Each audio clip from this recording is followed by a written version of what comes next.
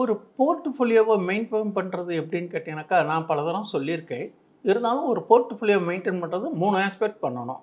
ஒன்று over valued, 2வது fair valued, 3வது அண்டர் வேல்யூட்.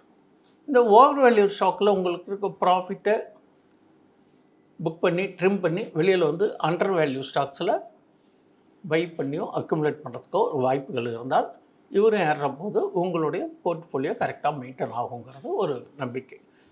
கரெக்ட். இப்போ இந்த மார்க்கெட்டில் வந்து ஈக்விட்டி மார்க்கெட்டில் நம்ம வாங்கினா இறங்குறது, விற்றா ஏறுறது, மாதத்தில் 30 நாளில் 22 நாள் தான் ஒர்க்கிங் டே இருக்குது.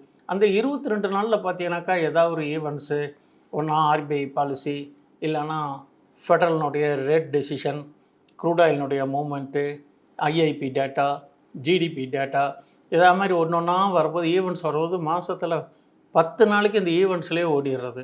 இந்த 22 நாளில் 10 நாள் போய் மீதி 12 நாள் வந்ததுன்னா இந்த மாதிரி டேரிஃப் இஷ்யூ, இந்த மாதிரி ஏதோ ஒரு இஷ்யூ வரும்போது மார்க்கெட் வந்து ஒரு இடத்துல எங்கேயாவது கன்சல்டேட் ஆக தான் செய்கிறது. Awaiting for that news and output.